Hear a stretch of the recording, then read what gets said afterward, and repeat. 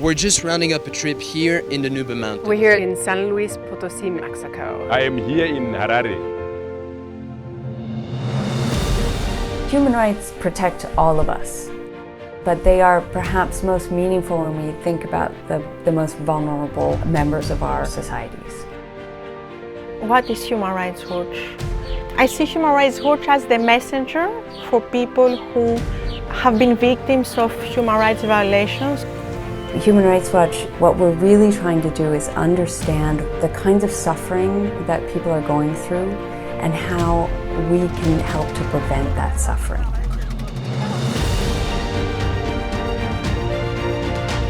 Sometimes people tell me that, Eva, you are the first person that, sat down with us and listened to my whole story. Now you can tell it to the world.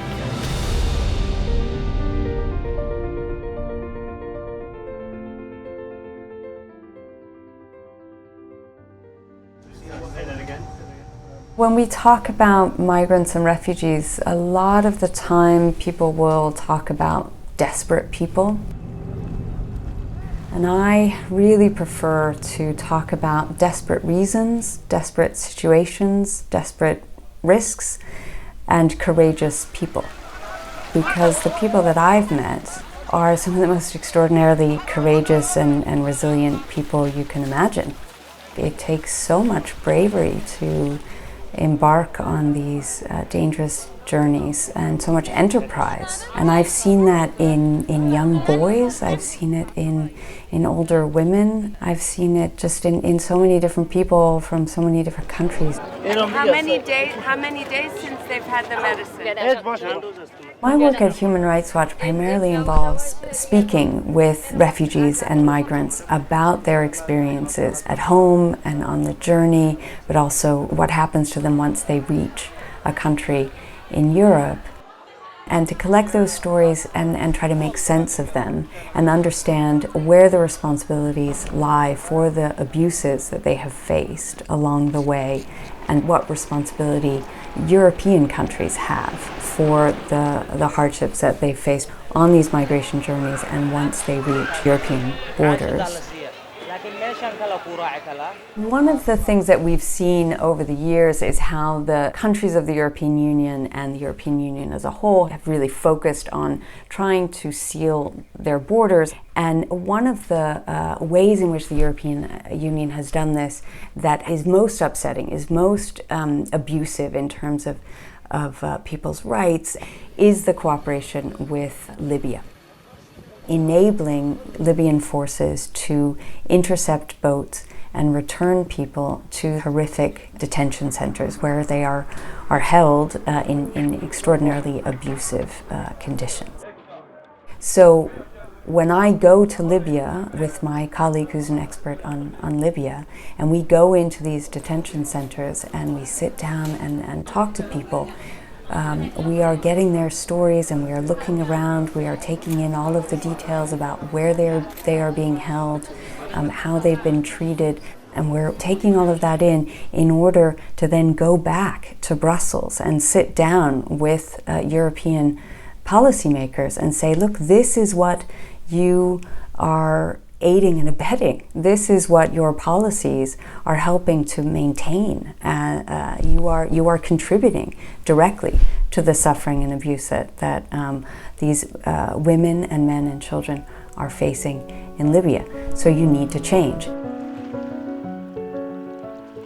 In my work, in my experience, I guess I've felt that people who have been displaced, people who have had to leave everything they know, that those are people who are incredibly vulnerable. They find themselves in places they don't understand, surrounded by people speaking languages they don't speak, and they are prey.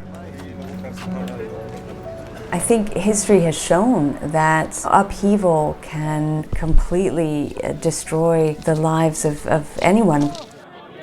We may one day face these terrible decisions about whether to leave, how to take our young children with us and keep them safe along the way. We can't feel that we are somehow innately protected from ever facing that kind of situation. My name is Eva Kosen. I'm the Greece researcher at Human Rights Watch. My work is focusing mainly on the human rights of asylum seekers, migrants, refugees coming to Greece. Sometimes I feel guilty that, we cannot do something immediately about people, like, offer milk or, take them to the doctor or take them out of the conditions in which they are. But my experience is that whenever I explain to them that, we cannot do that, we cannot provide medical assistance or legal advice, but what I can do is, listen to their story and take it to those responsible, they realize really well what we're doing. And I can see that they appreciate a lot this, and for me this is what I can offer to them. I can, sit with them and listen, and I take time to do the interview. I don't do it quickly and in rush. I sit and I may spend 1 hour and a half, 2 hours, even 3 hours sometimes, to sit in the tent of this refugee family, get to know them and speak with them and chat, and also not take notes all the time, but also just make a connection with them. And here is what the government needs to do.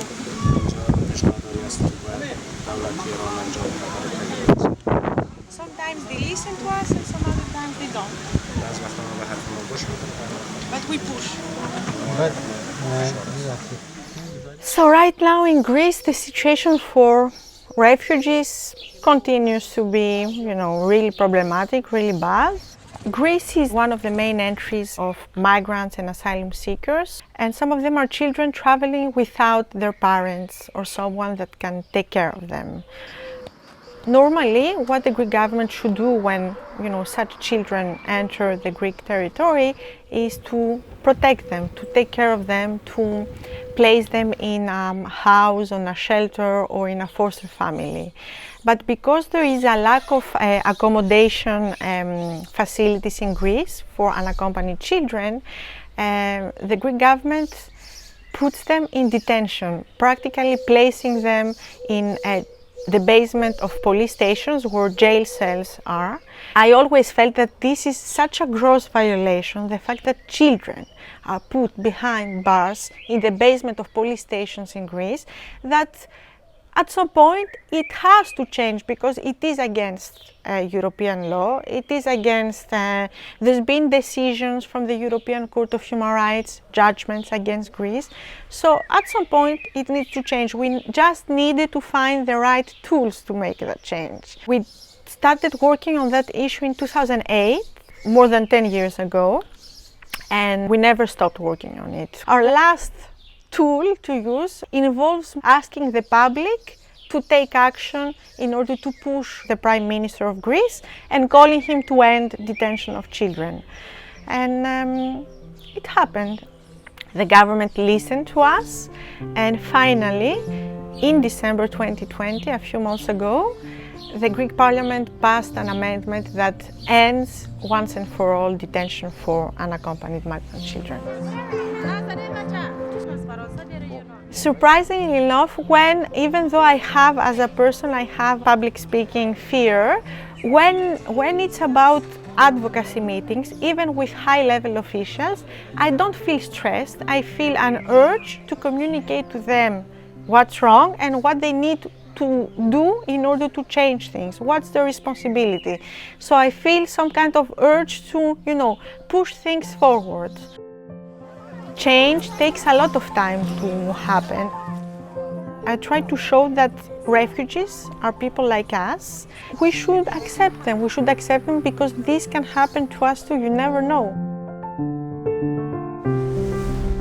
I know and feel and see and experience that we do have access. We can go and talk to heads of state and tell the stories that need to be told.